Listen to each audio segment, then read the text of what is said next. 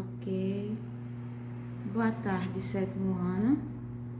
A gente está aqui começando mais um vídeo, não é isso? Essa videoaula vai ser uma videoaula de correção, ok? Do último conteúdo que a gente, no caso, está vivenciando. No caso, foi explicado, passado no exercício de fixação e agora essa correção. Quando eu estiver falando, eu vou estar direcionando meu olho para um lado porque eu não tirei a cópia e impressão dessa ficha. Então, eu vou estar olhando a tela do computador, tá? Mas quando eu estiver explicando, eu direciono meus olhos para a tela, beleza? Então, vamos lá. Temos aí 6 questões, ok? Abordando a adaptação dos seres vivos, certo? Então, diz aí, primeira questão. Um professor de ciências começou uma aula com as seguintes perguntas. Como o morcego enxerga na escuridão? Os morcegos têm olhos?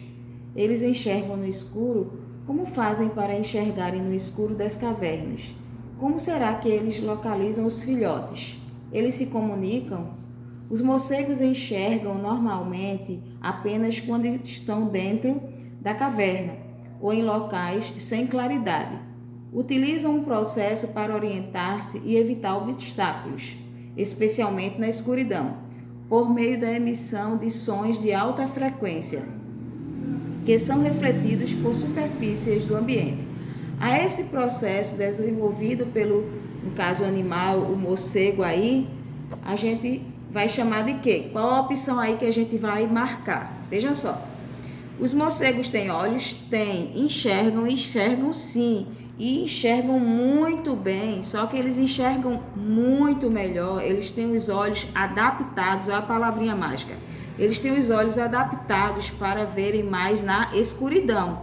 Então, eles têm olhos, eles enxergam na escuridão, enxergam principalmente na escuridão, porque os olhos deles são adaptados para enxergar na escuridão. Certo? Então, a palavrinha aí, como eu já falei na resposta, ou na verdade quando eu estava explicando, é qual? Adaptação. Então, a esse processo que o morcego desenvolveu para poder, que pode ser visualizar no escuro, é chamado de adaptação. Os olhos deles, no caso dos morcegos, são altamente adaptados para enxergar na escuridão. Ok? Então, a alternativa como resposta será a letra B de bola, adaptação. Espero que vocês tenham acertado, ok? Vamos agora para a nossa segunda questão. Diz aí, qualquer característica que torna um ser vivo integrado ao meio ambiente e aumenta as suas chances de sobrevivência. Quando eu estava olhando aí, depois que eu elaborei, foi que eu vi duas respostas consecutivas à mesma, na verdade, duas questões consecutivas à mesma resposta. Quando diz, qualquer característica que um ser vivo venha desenvolver integrado ao meio ambiente, ou seja, onde ele se encontra, no meio onde se encontra, e que aumenta as suas chances de sobreviver, mais uma vez, adaptação. A adaptação é todo o processo que um ser vivo pode vir a adquirir de características para poder sobreviver às condições de um determinado ambiente. Então, ele se adaptar às condições de um ambiente é dizer que ele está evoluindo e sobrevivendo naquele ambiente através da adaptação que ele está passando. Ok? Então, mais uma vez a resposta, nem tinha observado isso, nessa segunda questão também vai ser a palavrinha adaptação, certo? Terceira questão, diz aí, olha a palavrinha mágica desse conteúdo. A adaptação não acontece ao longo da vida de um indivíduo.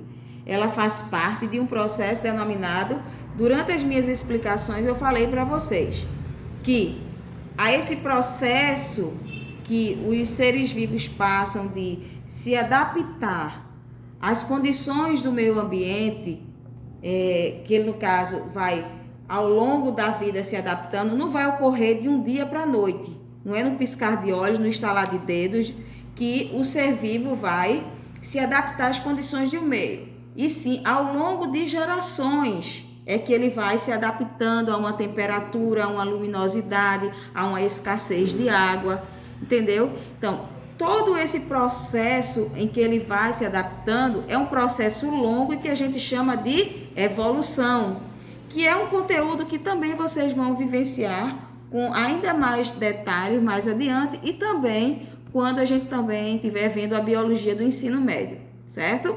Então, a evolução é o nome dado a esse processo no qual os seres vivos se adaptam ao longo de anos às condições do meio ambiente, certo?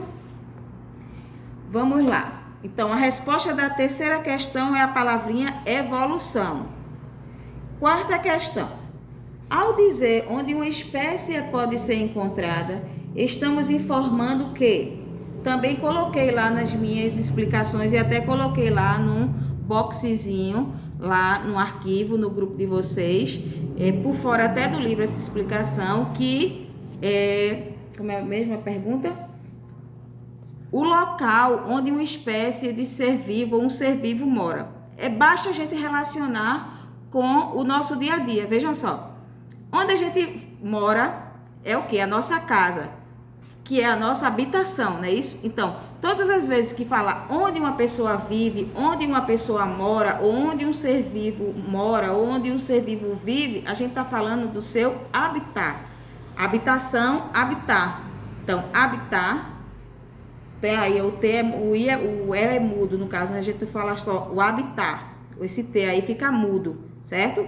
Então, é como se não tivesse esse segundo T, fica habitat, certo? Então, todas as vezes que falar onde um ser vivo mora, onde um ser vivo vive, a gente está falando de sua habitação, não é assim? Se a gente está falando da sua habitação, a gente lembra do seu habitat. Então, a alternativa seria a letra B de bola, certo?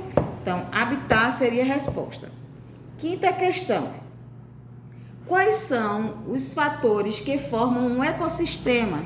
Cite exemplos dele, ou seja, quais são os fatores? Lá no livro de vocês tem, se eu não me engano, também coloquei naquele box, naquele resumo que eu mandei para vocês.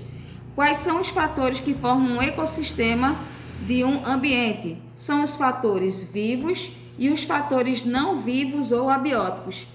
E ainda pede para dar exemplo dos dois. Dos fatores vivos, os próprios seres vivos, ou seja, os organismos. E os fatores não vivos, ou também chamados de abióticos, o que seria? São os fatores do meio ambiente, a luminosidade, ou seja, a luz, a areia, o ar, a água. Isso aí são o quê? Os fatores não vivos, ou também chamados de abióticos, que são importantes, que interagindo os dois vai formar, no caso, o ecossistema. Certo? Então, aí a gente deu o exemplo dos dois e disse quais são os dois fatores que formam o ecossistema. Sexta e última questão. Aí tem um tracejadozinho aí, né? Isso, uma lacuna, um espaço em aberto e diz: ramo da biologia que estuda a interação, lacuna novamente, entre si e o ambiente onde vive. Então, o que é isso aí? Está no livro de vocês. E também está naquela síntesezinha que eu mandei à parte. Ecologia é o ramo da biologia que estuda a interação dos seres vivos entre si e com o ambiente onde eles vivem. Ou seja, o ramo ou a área das ciências que estuda a interação dos seres vivos entre si, ou seja, como eles vivem entre si e com o ambiente onde eles vivem, é chamado de ecologia, ok? Então, a primeira lacuna, o espaço vazio, a resposta é ecologia. E a segunda, seres vivos, certo? Então, assim a gente finaliza a correção dessas poucas questões que a gente agora está tendo que passar em pouca quantidade para não sobrecarregar vocês, já que tem outras disciplinas. Qualquer dúvida que vocês vierem a ter, recorram no meu privado que eu vou tentar esclarecer, certo? Então, se acertaram, ótimo, beleza. E se não acertaram, recorram ao meu privado se ficou alguma dúvida durante a minha explicação agora com a correção. Certo? Então, até a próxima aula. Fiquem com Deus e se cuidem.